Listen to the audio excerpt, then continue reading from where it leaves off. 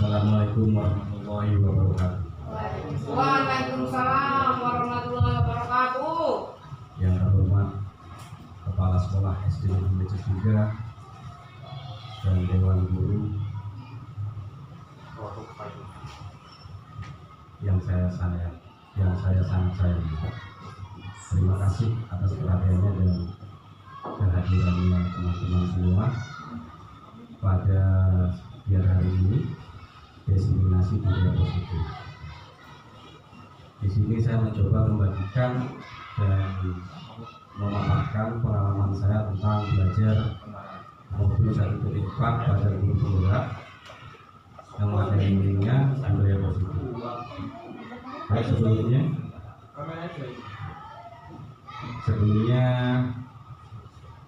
sebelum memasuki materi, baiknya kita mengucapkan Bismillahirrahmanirrahim.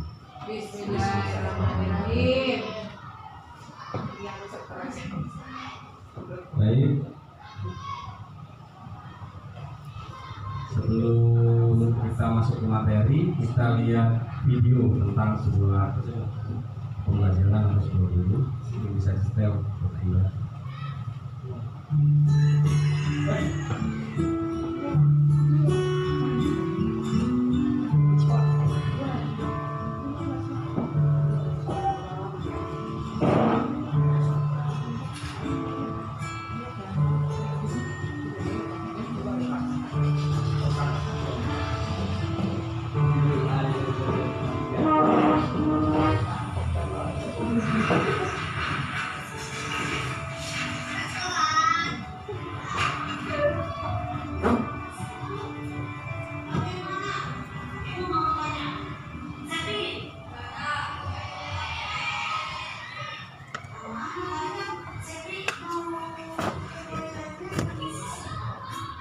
Nah, ketahuan ya.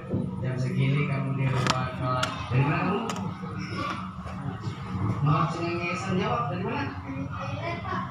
Oh iya, gak salah. Tapi kan selasan di sini. Dari kantin ngapain jam sini di kantin? Bentar. Besok jam 8 ditunggu sama bapak. Mantap ya. Jadi masih ingat apa yang telah dilakukan selama ini yang merugikan orang lain?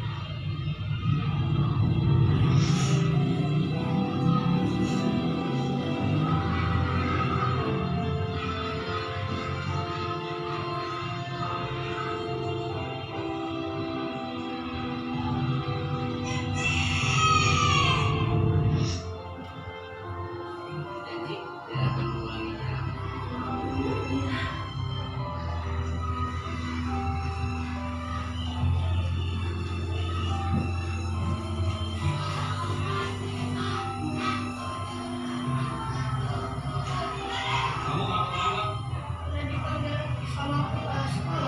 Nah, sekarang kamu pemanasan lari 5 kali.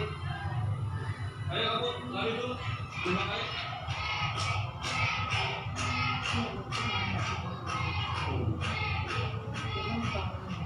Nah, kalian harus jadi juara. Siapa yang jadi juara? Jadi Adi, Devi.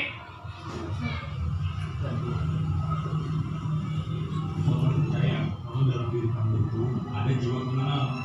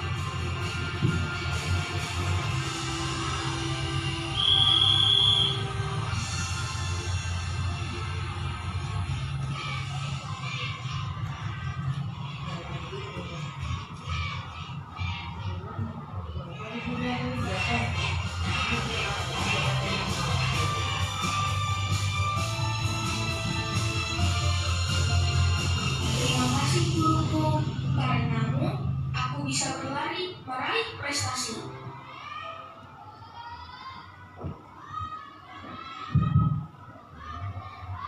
Baru saja kita sudah melihat sebuah video. Kebetulan saja video itu sama seperti kegiatan kita sebelumnya. Pada murid kita itu ikut lomba lari. Informasi terbaru, ternyata sudah direvisi selaku ketua panitia. Jadi murid kita yang bernama Aska itu juara karena disertai dengan bukti, dan bukan saya memberi buktinya pada panitia. Himbauannya cukup panitia dan sekolah saja yang tahu, jadi tidak perlu ke jadi satu siswa kita masuk ke juara 1, 2, 3, juara 3 gitu. Baik, masuk ke materi.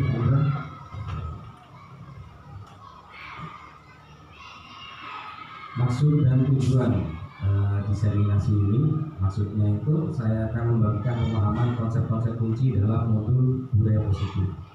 Jadi budaya positif ini ada pada modul 1.4 CGP, yaitu tentang perubahan paradigma belajar, disiplin positif, motivasi perilaku manusia, kebutuhan dasar, posisi kontrol institusi, keyakinan kelas, dan sebagainya institusi. Tujuannya yang pertama meningkatkan pemahaman budaya positif untuk warga sekolah, kemudian membuat sebuah keyakinan kelas atau sekolah, juga mendorong motivasi intrinsik pada murid, 4 menciptakan sebuah lingkungan sekolah yang aman dan nyaman bagi murid dan seluruh warga sekolah. Next.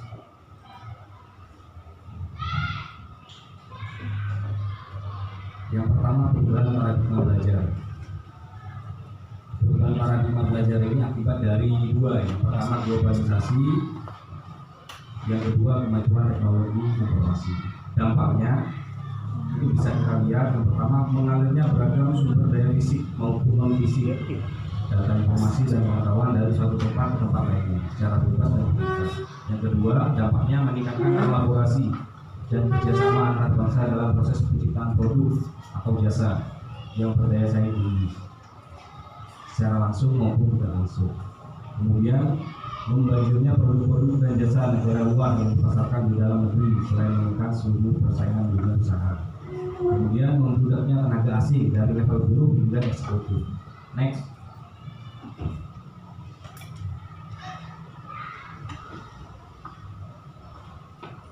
Perubahan paradigma belajar.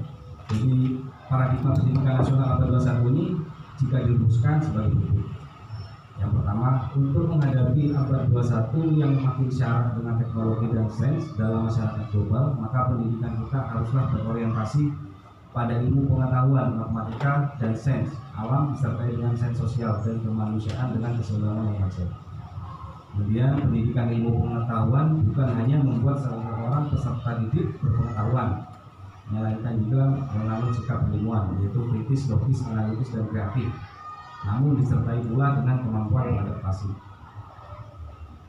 Yang ketiga, pada setiap jenjang pendidikan perlu ditanamkan jiwa kemandirian, karena kemandirian pribadi mendasari kemandirian bangsa, kemandirian dalam melakukan kerjasama yang saling menghargai dan mengikuti. Next.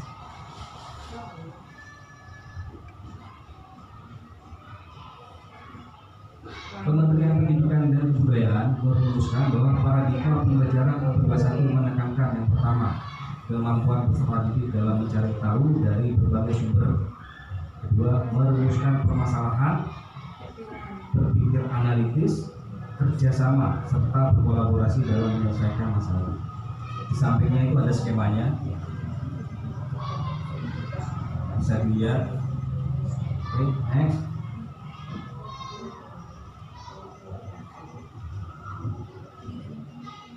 Ya, materi budaya positif. Jadi seorang guru harus memiliki kemampuan untuk menerapkan dan mewujudkan budaya positif di sekolah. Adapun budaya positif tersebut, yang pertama disiplin positif, kemudian motivasi perilaku manusia, posisi kontrol institusi, kemudian segitiga institusi, dan selanjutnya keyakinan kelas atau sekolah. Disiplin positif. Jadi disiplin positif ini lebih cenderung ke arah disiplin diri yang lebih berkontrol diri dalam mengambil dan melakukan tindakan. Disiplin diri lebih membuat murid dapat memahami dan menyadari berdasarkan dari dorongan diri murid sendiri, bukan dari luar paksaan, pujian, hadiah atau hikmah. Next, ini ada bagiannya skemanya. Jadi semuanya itu saling ada korelasinya, jadi ada hubungannya mulai dari makna disiplin, juga teori motivasinya, nilai-nilai kebajikan, juga keyakinan kelas, sampai pada 5 posisi kontrol yang harus dimiliki seorang guru. Kemudian ada segitiga restitusi, dan terakhir itu kemudian kebutuhan dasar manusia. Next, masuk motivasi perilaku manusia. Jadi motivasi perilaku manusia dibagi menjadi 3. Yang pertama, menghindari ketidaknyamanan atau hubungan. Yang kedua, mendapatkan imbalan atau penghargaan diri. Yang ketiga, menjadi orang yang mereka inginkan dan menghargai diri sendiri dengan nilai-nilai yang mereka percaya.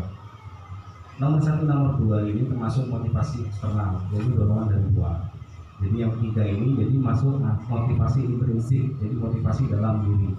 Next, ini skemanya bisa dilihat. Jadi motivasi eksternal itu ada 2, itu karena untuk menghindari ketidaknyamanan atau hubungan. Ada yang ingin mendapatkan imbalan atau penghargaan. Kemudian motivasi intrinsik atau dari diri sendiri, itu untuk menghargai diri sendiri. Next, nah ini di sini ada beberapa kalimat. Ada tindakan guru, bagian yang pertama tindakan guru, yang kedua hukuman atau konsekuensi. Jadi yang pertama, mencatat 100 kali dalam buku, saya tidak akan terlambat lagi karena terlambat ke sekolah. Jadi kita itu menghukum anak itu ya, suruh menulis 100 kali, itu termasuk hukuman atau konsekuensi menurut Bapak Ibu? Hukuman. Terus yang nomor 2, lari mengelilingi lapangan basket 2 kali karena terlambat hadir di sekolah. Hukuman. Kemudian murid diminta untuk push up 15 kali karena tidak menggunakan masker ke sekolah. Konsekuensi. Bentar lagi jawabannya. Masker wajib kan? Ini mungkin kalau COVID wajib. Ini kan tak COVID Pak. Menggantikan kertas tugas teman yang telah dicoret-coret. Konsekuensi. Membersihkan bukan air di meja tulis karena tersenggol pada saat belajar. Murid disuruh untuk tidak mengenakan sepatu seharian di sekolah karena tidak mengenakan sepatu hitam. Hukuman. Lari mengelilingi lapangan basket 2 kali karena terlambat 10 menit untuk pelajaran di JUK. Ini jawabannya. Jadi yang hukuman itu yang pertama mencatat 10 kali itu hukuman. Lari mengelilingi lapangan basket 2 kali hukuman. Murid diminta push up itu hukuman. Mengganti kertas yang terakhir konsekuensi karena yang tadi bisa jelaskan. Ya, jadi murid tidak mengenakan sepatu seharian di sekolah karena tidak mengenakan sepatu hitam, itu hukuman. Next, jadi ini perbedaannya hukuman dan konsekuensi. Yang pertama itu, kalau hukuman itu lebih sifatnya itu membuat siswa itu menjadi terpaksa atau melakukan apapun ya karena terpaksa. Tetapi kalau konsekuensi, murid itu mengetahui itu dia itu tidak terlambat mengikuti mata pelajaran Bapak Ibu, otomatis konsekuensinya tertunda beberapa menit selama mengikuti pembelajaran seperti itu. Jadi perbedaannya sudah ada di slide. Oke, next.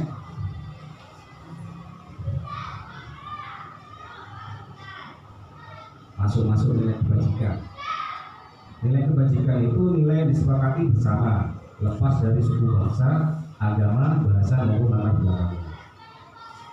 Contoh nilai kebajikan institusi atau organisasi, khusus pelajar. Nilai-nilai kebajikan yang pada profil pelajar Pancasila, beriman dan bertakwa kepada Tuhan Yang Maha Esa dan berakhlak mulia, berkebinekaan global, gotong royong, mandiri, kreatif dan bernalar kritis. Kedua, Ibu Primary Years Program, PIP, toleransi, rasa hormat, integritas, mandiri, menghargai, antusias, empati, keingintahuan, kreativitas, kerjasama, percaya diri, dan komitmen. Kemudian keterampilan hidup life skill dapat percaya, lurus hati, pendengaran yang aktif, tidak merendahkan orang lain, dan memberikan yang terbaik dari diri. Next, 5 kebutuhan dasar manusia. Yang pertama, bertahan hidup atau survival. Itu manusia itu butuh untuk bertahan hidup agar bisa melanjutkan kehidupannya. Next, kasih sayang. Kasih sayang ini pasti namanya bisa manusia butuh, namanya disayangi dan menyayang, lumrah seperti itu. Kemudian kebebasan, freedom, kebebasan. Jadi manusia itu pasti lebih bebas untuk dapat mengekspresikan dirinya. Kemudian kesenangan, hal-hal yang manusia ini senangi. Kemudian kebutuhan dasar manusia terakhir, penguasaan. Ini kemampuan. Jadi seseorang itu dapat melakukan sesuatu yang dirasa menurut orang tersebut susah, kemudian dapat melakukannya. Itu ada kepuasan tersendiri. Jadi kebutuhan dasar manusia terakhir adalah penguasaan. Next, masuk ke restitusi. Sebelumnya restitusi itu adalah proses menciptakan kondisi bagi murid untuk memperbaiki kesalahan mereka, sehingga mereka bisa kembali pada kelompok mereka dengan karakter yang lebih kuat. Restitusi juga merupakan proses kolaboratif yang mengajarkan murid untuk mencari solusi untuk masalah mereka dan membantu murid berpikir tentang orang seperti apa yang mereka ingin menjadi tujuannya dan bagaimana mereka harus memperlakukan orang lain. Next, ada 9 ciri-ciri restitusi. Yang pertama, bukan untuk menebus kesalahan, namun untuk belajar dari kesalahan. Yang kedua, memperbaiki hubungan. Yang ketiga, tawaran, bukan paksaan. Keempat, restitusi, menuntut untuk melihat ke dalam diri. 5, mencari kebutuhan dasar yang mendasari tindakan. 6, restitusi diri adalah cara yang paling baik. 7, restitusi fokus pada karakter, bukan tindakan. 8, restitusi fokus pada solusi. 9, restitusi mengembalikan murid yang berbuat salah pada kelompok. Next, jadi perbedaannya hukuman, konsekuensi, dan restitusi. Jadi kalau hukuman itu tidak rencana atau tiba-tiba, kemudian murid tidak tahu apa yang akan terjadi atau tidak dilibatkan. Bersifat satu arah, berupaya hukuman fisik atau berupa hukuman fisik atau psikis. Jadi kalau fisik ini hubungannya dengan murid itu disuruh lari, push up, dan lain sebagainya. Mungkin psikis ini lebih ke verbal atau ucapan suara gitu. Kemudian konsekuensi, rencana atau sepakati sesuai peraturan. Kemudian murid tetap tidak nyaman. Sikap guru selalu memonitor murid. Tapi yang restitusi, yang pertama, proses menciptakan kondisi bagi murid untuk memperbaiki kesalahan. Selanjutnya, proses kolaboratif yang mengajarkan murid untuk mencari solusi sendiri. Ini jadi lebih spesifik antara hukuman, konsekuensi, dan restitusi. Di sini kalau hukuman itu problemnya bisa menciptakan identitas gagal pada peserta didik. Sedangkan untuk konsekuensi dan restitusi itu bisa dibilang itu bisa membentuk karakter yang sukses pada murid. Jadi begini, banyak mungkin dia termasuk saya sendiri itu yang telah saya lakukan pada murid itu hukuman, konsekuensi, atau restitusi. Di sini kita telah bisa dilihat. Jadi kalau konsekuensi ini sama restitusi ini perbedaannya. Kalau konsekuensi ini secara garis besar ini sudah apa yang sudah disepakati antara guru dan murid kalau kita berbicara. Sedangkan restitusi ini sifatnya lebih memberikan solusi. tanpa murid itu tahu kita itu sedang, kita selaku pendidik, kita itu menegur sebenarnya, memberikan apa sih yang telah kalian lakukan ini salah, tetapi murid itu bisa sadar sendiri. Di sini materi ini lebih menekankan tentang materi tentang restitusi. Next. Jadi ada 5 posisi kontrol restitusi. Jadi yang pertama, guru itu sebagai penghukum, pemantau, kemudian manajer, teman atau pembuat rasa bersalah. Ada 5 posisi kontrol. Bisa dilihat mulai dari penghukum, pembuat rasa bersalah, teman, pemantau, dan manajer. Jadi penghukum atau pembuat rasa bersalah bisa membuat. Jadi kenapa Pak?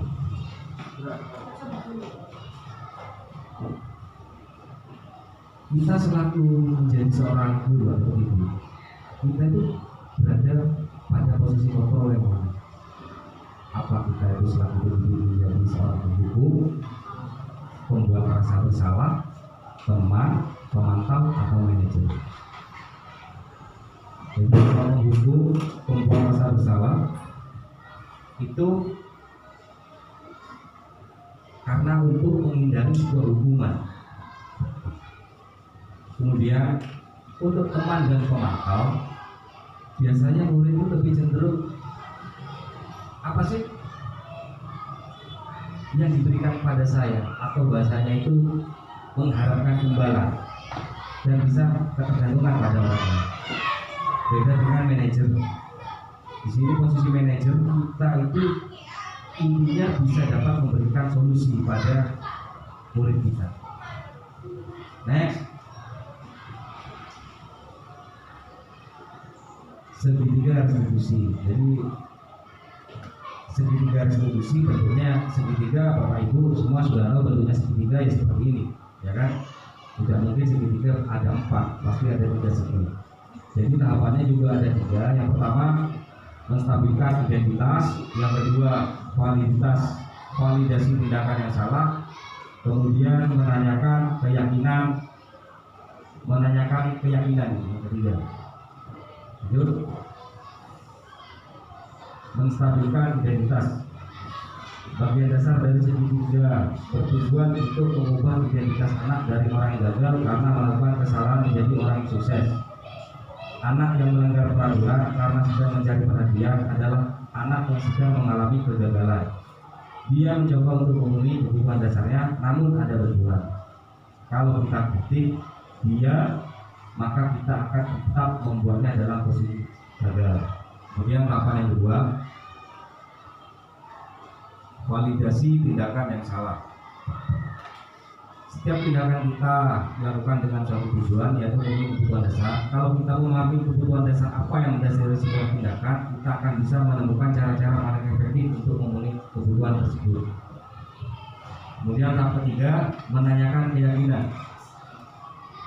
Teori motor menyatakan bahwa kita pada dasarnya termotivasi secara internal. Ketika identitas sukses telah tercapai, maka satu dan tingkah laku yang telah tervalidasi, maka anak akan siap untuk dihubungkan dengan nilai yang dia percaya dan berpindah menjadi orang yang dia inginkan. Selanjutnya masuk keyakinan kelas atau sekolah. Kita selaku guru berperan untuk mewujudkan terbentuknya keyakinan kelas atau sekolah dengan adanya kesepakatan antar guru dan murid tanpa ada paksaan. Keyakinan kelas atau sekolah berupa pernyataan-pernyataan universal yang mudah diingat dan dipahami dan harus diterapkan di lingkungan sekolah.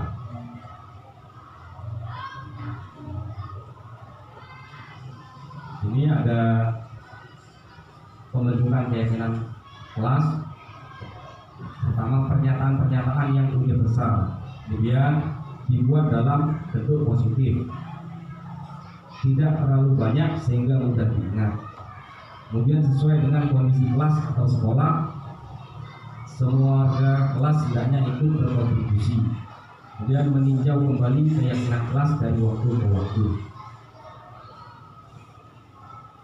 Baik, cukup untuk pemaparan yang sudah saya sampaikan.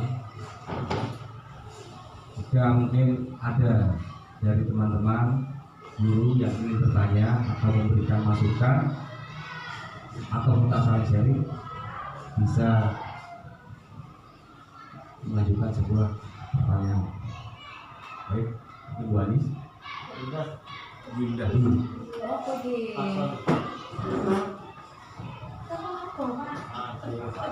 Apa saja?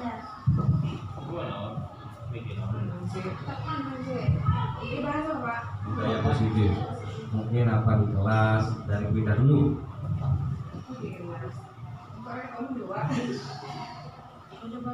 Next, Bu Anis.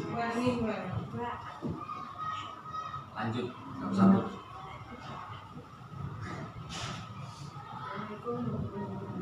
Waalaikumsalam warahmatullahi wabarakatuh.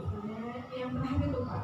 Keyakinan kelas. Iya, yang apa itu? Disiplin positif. Enggak.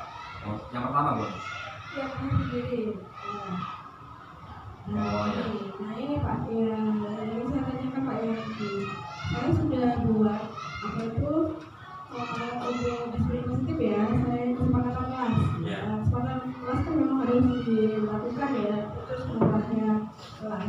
Nah ini kata-kata itu setelah saya lihat dari beberapa workshop atau apa pelatihan itu Pak ya, ternyata yang saya buat itu ada kata-kata apa ya, ada tidak boleh apa jangan, nah itu ternyata tidak boleh. Bagaimana Pak dengan itu? Baik, terima kasih Bu Anis. Jadi untuk pembentukan keyakinan kelas itu sebelumnya dari kesepakatan kelas dulu ya. Jadi kesepakatan kelas antara guru dan murid.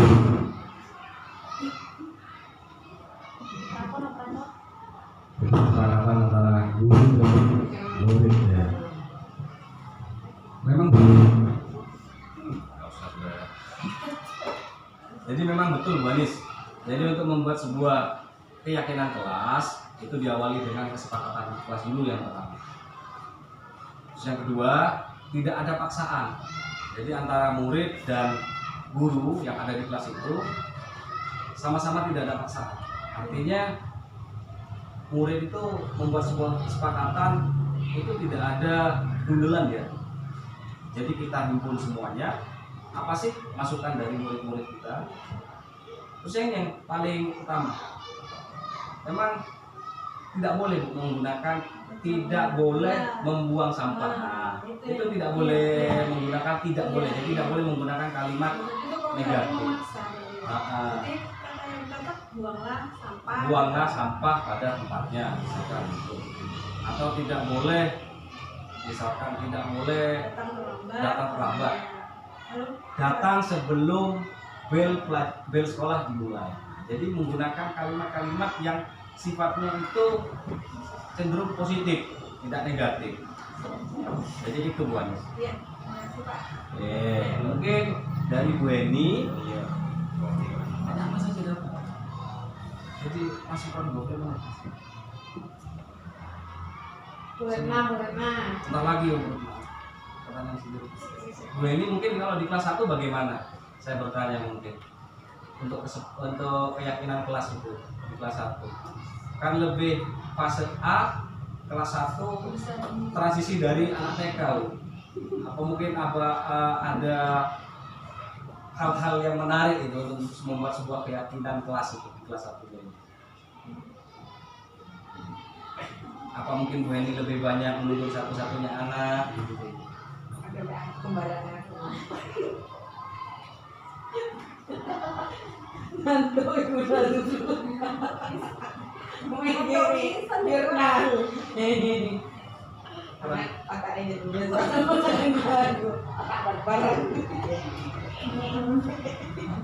Aku. Fase A. Bu Vina gimana? Apa sudah membuat sebuah keyakinan kelas di kelas? Keyakinan kelas itu seperti yang Bu Ani jelaskan tadi, Seperti tidak yang Bu Ani boleh jelaskan. kesepakatan tepat waktu, misalnya dapat perkalian, denda 2.000.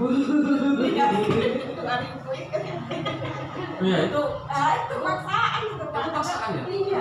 Tapi kalau misalkan teman-teman enggak ada paksaan, enggak masalah. Nah, Jadi ya, tapi semua- anak-anak sadar diri Pak. Gimana kalau gitu Pak? mungkin kalimatnya. Bagaimana mengendalikan tetap Bukan, enggak. Yang lebih istilahnya sifatnya lebih positif. membayar? Menambah kas kelas. Gitu. Ya, betul. Kalau mungkin fase B lebih mungkin sudah mulai bisa. Nah, yang saya bingungkan itu fase A, kelas 1 sama kelas 2. Mungkin lebih banyak ke Bu wali kelasnya, itu, ke gurunya Bu Vina sama Bu Heni. Fase A dikai stiker ditempel. Bisa. Iya, dan bisa dibaca ya anak-anak. Bisa berbentuk simbol. Simbol ya, gambar simbol semen. Gambar jadi kalau saya mau Jam. sampah, ditambah sampah gitu. Tidak mengeluarkan hasil. Anak-anak kalau bertika nanti mukanya jadi seperti ini. Itu kelas Atau 1. ada gambar itu Anak-anak kayak siki, ada iso nulis siki gambare. Jadi kadang ada yang gini, itu yang benar kesepakatan kelas apa keyakinan kelas? Nah, ini Pak ininya seperti itu. Kesepakatan. Kan, keyakinan. Jadi awalnya kan memang kesepakatan, disepakati. Dan yakin harus dilaksanakan. Kalau saya sendiri sudah buat keyakinan kelas khusus PJOK itu pertama pasti jelas memakai sepatu dan kaos kaki. Gitu. Lebih cinta sepatunya apa kakinya kalau kena barang-barang tajam di halaman. Membawa air. Jadi kalau saya selama olahraga memang anak-anak kalau minum daripada anak-anak itu dehidrasi. Kalau keyakinan kelas yang sudah secara langsung anak-anak memakai seragam olahraga, memakai seragam yang sudah ditentukan. Itu kan kesepakatannya, tapi kan diyakini sama mengumpulkan tugas tidak tepat pada waktunya, ya nggak mengumpulkan tugas tepat pada waktunya. Jadi memang keyakinan kelas ini harus dibuat per kelas. Jadi kadang anak-anak mana bu aturannya gitu. Makanya dibuat aturan dulu, kemudian kesepakatan masuk ke. Jadi kalau keyakinan kelas ini sudah tidak ada yang tidak ada yang bisa dibilang itu brundel. Aslinya satu-satunya anak sudah meyakini ini hal yang sudah diyakini baik. Begitu. Khusus keyakinan kelas. Baik, mungkin ada yang mau disanggah atau mau bertanya lagi? Minimal berapa Pak? Tidak terlalu banyak sehingga minimal 5 atau tidak akan sesuai dengan keyakinan kesepakatan ya. Untuk untuk keyakinan kelas tidak perlu banyak. Jadi yang sifatnya lebih universal. Untuk fase B, gimana keyakinan kelasnya? Bu Alfi sama Bu Yuzi sedang mau dibuat.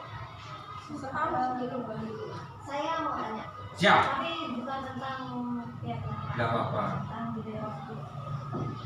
Jadi kita sebagai seorang pendidik dituntut untuk menanamkan budaya waktu pada saat ini. Iya. Sedangkan kita di sekolah mengajarnya kan cuma beberapa jam aja, lebih banyak di rumah. Kita dituntut sebagai guru, kita dituntut untuk menanamkan budaya positif, tapi di rumah yang lebih banyak waktunya kurang ditanamkan budaya positif. Dengan saya, nah, gimana supaya kita sebagai pendidik itu siswanya juga bisa Tertanam ya budaya. ya tertanam budaya positif tersebut. Karena waktu kita lebih singkat daripada di rumah. Makasih Bu Lucy. Itu lebih penekanan kepada entah karakter siswa sebenarnya. Jadi kalau materi yang di sini ini budaya positif yang ada di sekolah, sebenarnya ya ada hubungannya. Kalau kita berbicara karakter anak, memang secara waktu atau intensitas anak-anak itu lebih banyak bersama orang tua. Sedangkan di sekolah kita hanya beberapa jam. Di sini memang banyak seperti itu. Banyak permasalahan terjadi di situ itu. Kalau menurut saya pribadi, bagaimana menanganinya? Untuk bagaimana sih membentuk karakter anak itu, sedangkan waktunya di sekolah itu lebih singkat daripada di sekolah, daripada di rumah. Di situ kita selaku pendidik, peran guru itu kita harus juga bisa menjalin suatu hubungan pada orang tua yang bersangkutan. Jadi di kelas kita tidak mungkin semuanya, mungkin 1-2 anak, kecuali semuanya mungkin gitu. Ada anak yang karakternya mungkin saya bilang itu sebenarnya kalau dibilang kan nakal atau lebih lah, saya bilang lebih. Memang kita selaku pendidik harus langsung komunikasi sama orang tua. Kita sudah komunikasi sama orang tua, ternyata di rumah orang tuanya nggak ada, kerja ikut sama nenek, otomatis pengaruh anak ini di lingkungan kan banyak menurut kita seperti itu. Susah. Otomatis apa yang kita lakukan di sekolah itu kita maksimalkan. Kita maksimalkan. Ini pernah anak yang super nakal di sekolah ini gitu, ya karena orang tuanya nggak ada Indonesia, topan gitu. Ada Pak. Iya kan sudah ya broken home, pisah itu. Ini yang parah kan. Ketika di sini saya aja ngomong baik-baik sebenarnya. Saya cuma bilang datang aja ke sekolah. Perkara kamu mau tidur, mau ngapain, yang penting datang. Ilmu, dengerin semua. Sebelum bisa, gitu. Itu pertama ya apa ya, susah sih anaknya. Tapi saya aja ngomong baik-baik. Wah, nemen anaknya.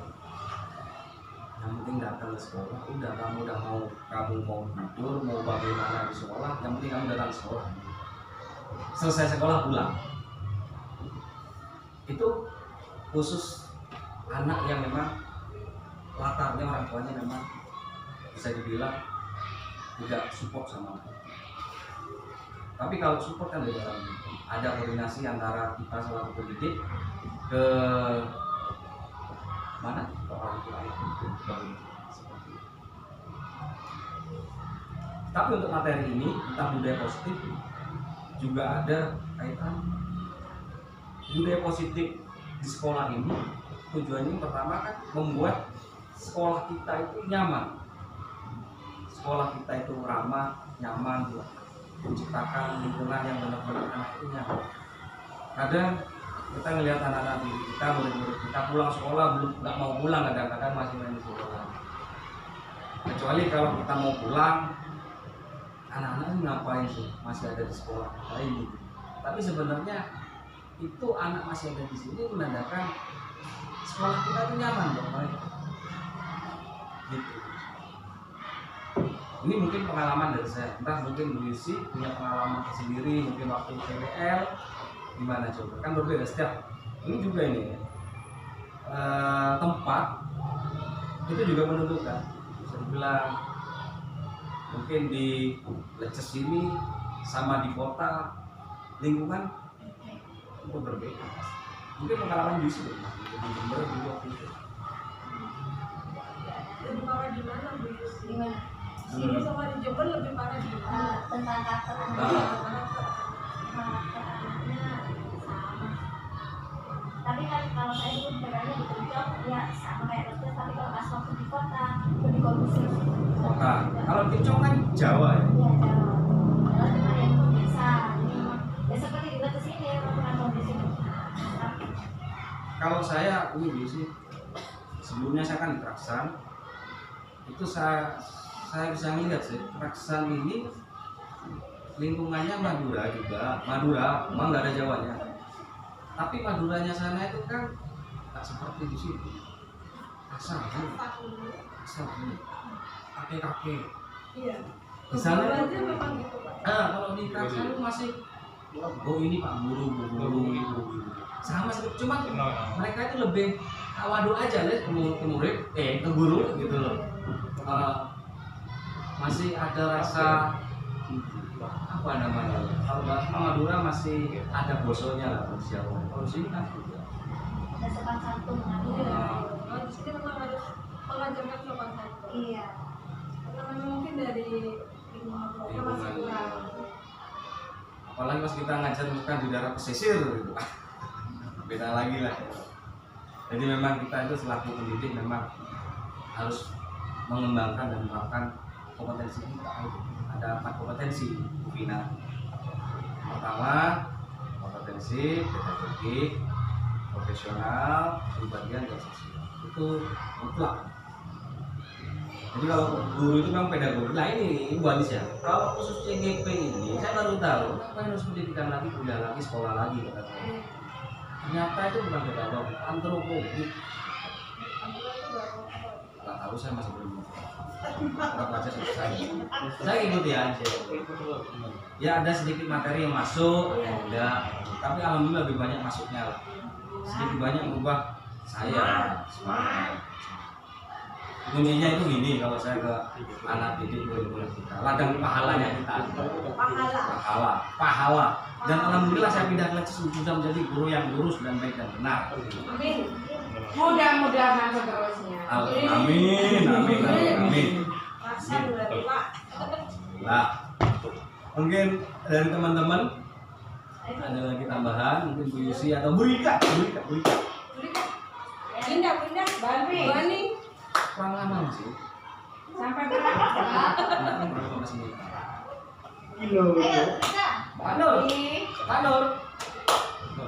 Masih hapus sudah. Udah tinggal ngambil tok. Bu Rika. Kalau di kelas 1 kan masih baru-baru. Iya. Pasti kalau masih akan apalagi kalau misalnya tentang buang sampah ya, buang sampah lah ada tempatnya. Itu kayak nggak mempan Pak.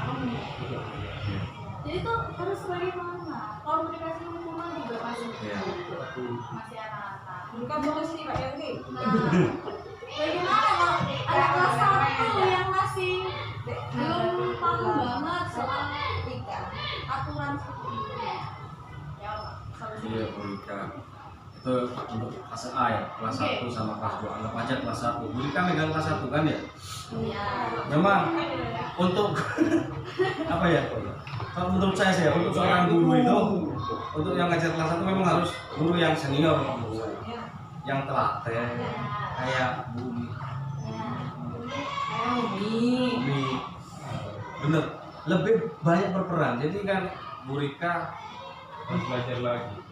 harus belajar, Bu Rika. Dibantu sama otomatis Pak Nur tentang kebersihan kan, hubungannya dengan Pak Nur. Yang tadi hanya contoh.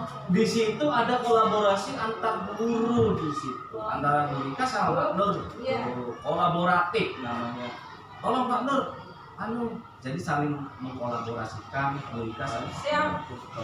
Nah, minta tolongnya bagaimana? Iya. Contohnya apa? Gini. Yang pertama itu nggak boleh memberikan hukuman pada murid. Memberikan punishment itu pertama lah. Jadi kita harus memakai istilah lain ya. Jadi kan kayak kelas tidak boleh menggunakan kalimat negatif.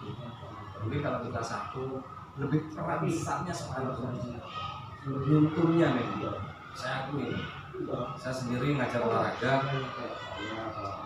Alhamdulillah kesabaran saya itu saya tebalkan banget kelas 1. Baris. Kadang-kadang kalau saya sudah teriak itu meledak itu berarti. Habis kan? Memang spesial. Jadi memang peran guru itu di kelas 1 untuk kelas 3 memang harus besar. Menuntunnya kita itu adalah apa ya aku bilang, memang kan peralihan transisi dari TK lebih banyak seperti itu. Kita rubah mindset kita kepada anak didik kita nggak boleh memberikan. Kalau saya melihat murid misalkan melakukan bukan pelanggaran, contoh misalkan nggak pakai seragam, waktunya sudah ditentukan, kalau saya mau ribet atau rambut mau ribet, saya melihat sampah kamar mandi kotor, kebersihan sebagian dari imam. Ketika saya nyuruh bersihkan kamar mandi, ternyata mereka tuh senang sekali, serius main aja. nah itu pembelajaran juga menurut saya. Tapi itu bukan terus punishment nggak sih? Itu ya semua tapi kan kita kan merubah kata punishment, memang harus pintar-pintaran dulu. Apa punishment? Iya, aku rambut Hukuman kan taunya asesmennya. punishment Kalau aku purchase. purchase bayar. Waduh, Pak. Nah, untuk kalau sekarang gimana? Bu Rika, sudah dipahami? Sudah belum? Sudah Pak, siap sudah. Kurang 15 menit. Boleh 15 menit boleh. Belum mulai tadi jam 12. Bu Indah mungkin Benda ada yang ingin ditanyakan tentang disiplin positif. Ini apa yang disiplin positif yang tentang restitusi sudah saya terapkan. apa Pak contohnya? Apa Contohnya? bedanya itu masih Iya. antara itu sama itu? Jadi hukuman, konsekuensi sama restitusi. Restitusi ya itu saya bingung. Apa prostitusi? Restitusi. Restitusi. Bedanya itu benar-benar beda. Kalau antara hukuman sama konsekuensi itu masih bisa lah. Antara konsekuensi sama restitusi itu masih gagal Dia, Pak. sama Restitusi apa? Bawa lagi dikit. ada tadi Kamu 18. Lagi. Aku udah dulu itu. itu Mbak. Kecil banget. Konsekuensi sama restitusi. Kecil banget. Suka yang besar, siapa tadi tuh? Rika. Kalau yang pentol besar enak. Besar pakai tangan.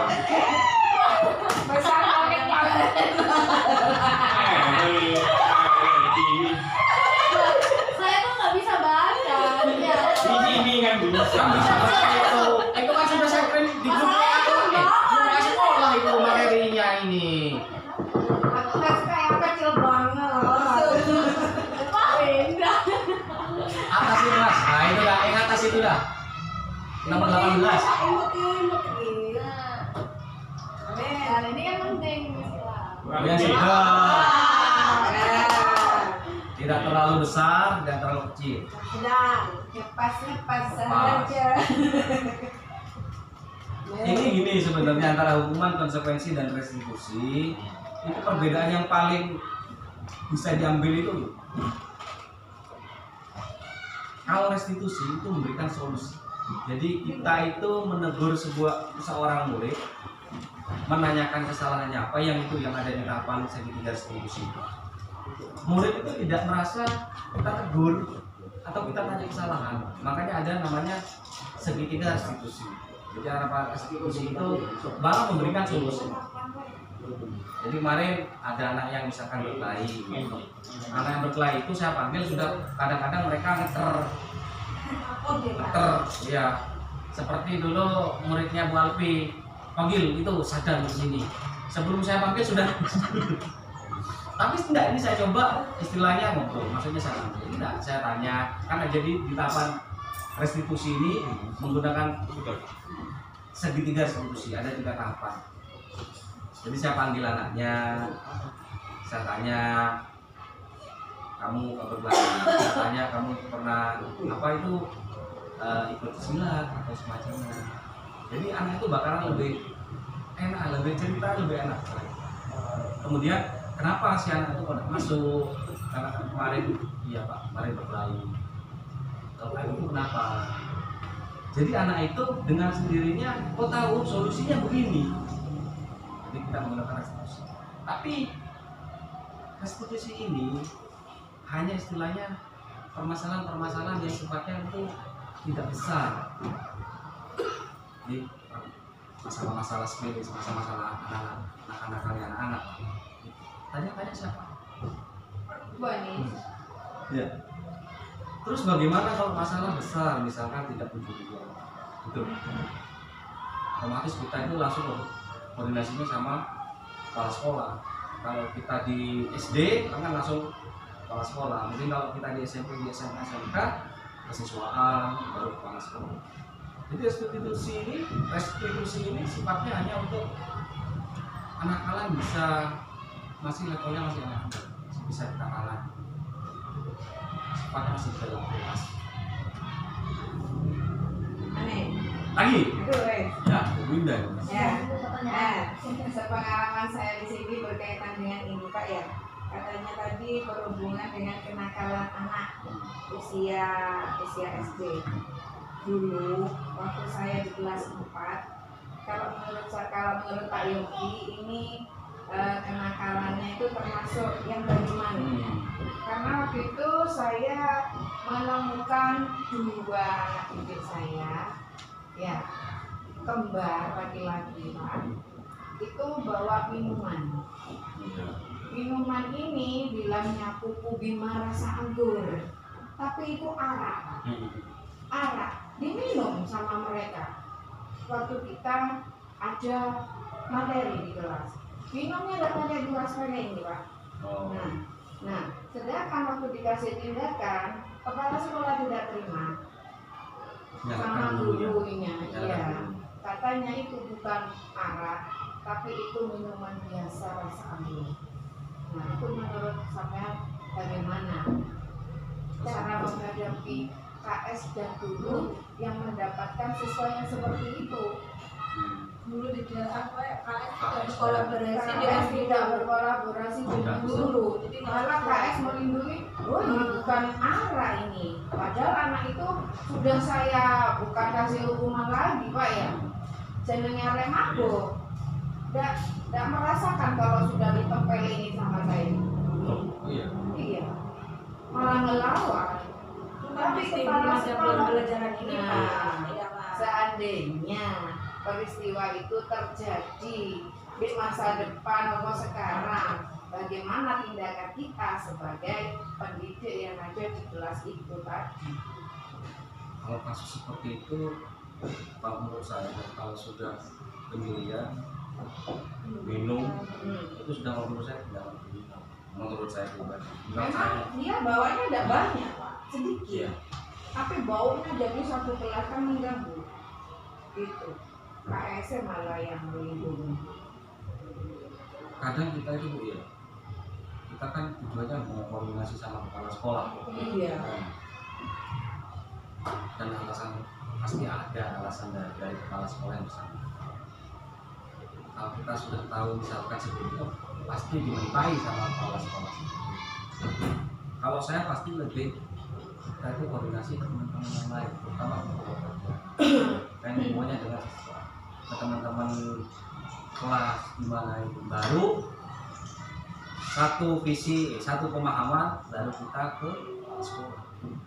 Tapi di kepala sekolah itu kalau semua teman ini satu suara, namun di kepala sekolah, oh enggak, ini bukan minum. Tapi watak dan kebijakan KS kan beda-beda. Iya, namanya kepala kan ya, bukan ketua. Padahal kita sudah sepakat dulu, malah guru senior yang tua Pak. Tapi KS tetap bukan, itu minuman rasa anggur. atau hanya untuk itu Mbak, supaya tidak menjual Bisa jadi. Apakah itu melindungi nama baik sekolah. Nah itu memang betul salah satu lah. Tapi yang paling utama ya ketakutan dari kepala sekolah, ketakutan sendiri, self insecure. tapi kan tidak boleh seperti itu. Iya nggak boleh. Jadi akan dilakukan tindakan. Harus dalam tindakan. Kalau itu sudah menurut saya tindakan kriminal. Kayak gitu. Makanya pencurian, obat, minum, apalagi ditemukan di sekolah. Kalau menurut saya keluarkan. Nah, Lagi anaknya suka mencuri. nah itu ada bukti. Isu mabuk, ini nih nyolong. Tidak sekolah tindakan sekolah sendiri. gimana? Dicarano dicoba manehnya KSC sing dicuri wis sing ndek rosokan. Jenenge guru-guru ya apa sampean wis ngono. Ya untung pas di kelasku. Tapi tidak ada yaitu tadi konsekuensi, restitusi, ataupun hukuman-hukuman yang lain. Memang tindakan pertama kan memang koordinasi sama kepala sekolah. Iya. Harus itu. Ternyata kepala sekolah seperti Iya. kepala sekolah sendiri insecure, terlalu insecure gitu. Saya kalau ngomong kayak begini takut membludak. Padahal kan kemampuan kepala sekolah sendiri yang kurang, istilahnya bagaimana mau bicara Kurang tegas apa enggak? tegas. Tetapi kalau saya pribadi tindakannya seperti itu.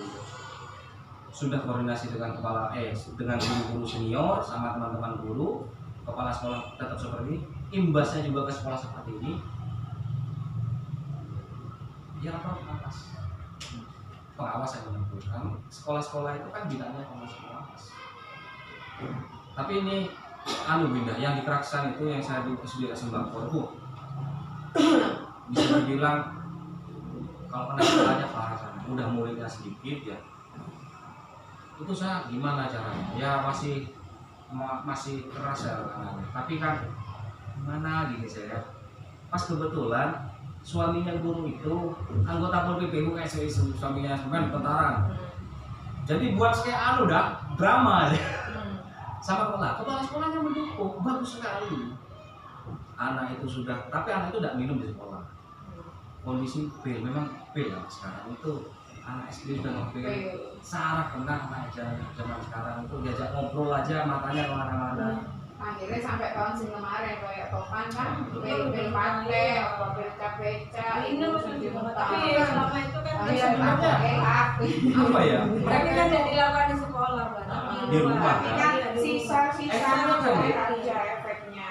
Mereka itu kepingin narkoba, tapi nggak punya modal. Narkoba kan mahal.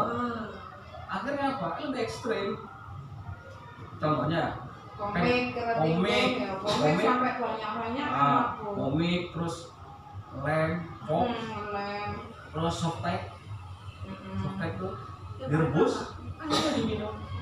kan lemak butiran itu Butiran kayak kan itu bu itu yang direbus minumnya. Akhirnya satunya, ya keluaran sari. ya dia dikasih rasa-rasa buat anak sekarang gitu ya. Gitu. Iya. Ini bu ya, nggak Kayak jelinya itu apa jelinya? untuk pesantren. Ya. Kan rumahnya Mas Ipar itu kan di Gembong, belakang rumahnya itu banyak anak pesantren. Jadi tidak Apa ya? Padahal sudah di pesantren ya. lah cara menangani murid seperti itu kan ini di usia bawah umur kan Pak ya. Bagaimana? Itu di pesantren loh, Bu. Di sekolah mau di pesantren itu. Nah itu memang butuh kita ini sekolah yang begini ya, misalkan ada yang kerja di sekolah ini, kita itu harus ada itu kerjasama sama kalau misalnya puskesmas bisa apa namanya ini? Bukan narkotika daerah ini apa bisa itu punya solusinya. Iya. Tapi ini yang paling getun ya. Alhamdulillah kalau kalian anak-anak ini nggak seperti yang kalau Tidak. Saya 2 tahun yang kemarin yang parah. Topan itu kayak kalau kemarin sih lumayan. Tapi ya meskipun Pak ya, Amit ya, meskipun ada seperti ini ya, ini kan hanya materinya. Tapi kalau nyatanya Sulit Pak. Sulit. Pak. Tenang aja. kita tuh belajaran sudah pernah saya mau anak ngomong kelas masalahnya 3. apa dia masuk kamera karena tidak apa pesantren. Ngomong bisa. Tadi juga seperti jadi iya. Dia ngomong Padahal saya mau ngomong tapi orangnya kadang gini loh, intinya gini, nggak usah jadi guru pinter sok gini, Iya. ngajar. Kalau saya kadang gitu, terlalu banyak apa namanya, pinter, enggak ada namanya guru itu ngajar gini. Tapi ngajar kita kan bukannya materi aja. Pak. Bener lah itu. Untuk kan ya profil pelajar Pancasila, profil pelajar Pancasila. Iya. visinya saya kemarin sama visi sekolah kalau dibandingkan bagus visi saya. Benar itu. Ya, dua soal itu. Enggak. Kemarin kan sempat tempat itu ibunda kita sama PT. Iya, antara kami kompetisi sendiri, sebenarnya ada visi sekolah. Tapi enggak, kalau ini nangani anak seperti itu ya di sekolah kayak itu. Iya. Bisa kerja sama suaminya muda, datang Bu. Jadi suaminya teman saya, pakai seragam PP bawa mobil, padahal menjemput istri, tapi sudah disetting sampai Jawa Pulau Anu sampai ampun-ampun berubah. Satu sekolah itu berubah, bawa PP mobil itu. Mungkin bisa dijadiin narasumber, Mbak. Suaminya punya narasumber ya. Salah satu caranya itu, Iya. itu asal teman-teman guru senior, kepala sekolah, Oke, kita oke. modal rokok, kopi, Mari wes. itu salah satu solusi. Cuman saya lebih miris lagi nih, ketika anak SD itu sudah kecanduan obat terlanjur itu loh. Terus apa badannya? Iya, topan itu. Ya itu sudah kan karena pengaruh. Gitu. Kan itu kan pil itu kan buat anjing rabies. Iya. Karena melok berambel, banyak dan kuat bikin. Enggak sekalian kalau kecubung kata saya. Pakai cimeng situ, kayak rokok. Ya kalau sekarang karena pembelajaran perubahan paradigma belajar abad 21 ada seperti ini, pada ini kita tidak boleh memberikan sebuah hukuman, kita harus konsekuensinya bagaimana dan seterusnya. Oke, apakah kalau tidak teman-teman hukuman kita ya di lingkungan kita bisa tidak? Anaknya berubah, muridnya berubah. Kalau kita tidak memberikan hukuman, Iya. nah itu yang sulit. Sementara di rumah hukumannya lebih kejam dibanding saya. Iya, Paling memang ngomong, padahal di sini kita ya kemarin karena terpaut undang-undang itu. Ya undang-undang kita juga sebagai guru kan susah juga ya guru ya kamu lah. Sementara di rumah sendiri anak-anak lebih Ya kok bisa, saya kemarin padahal nggak mukul kasus apa ya, masalah saya kemarin saya nggak mukul, banyak saksi yang lihat terus laporannya mukul, saya tanya makanya kan repot anak-anak di zaman sekarang dikerasi itu ya ada dampaknya, nggak dikerasi itu anak-anak itu lebih mana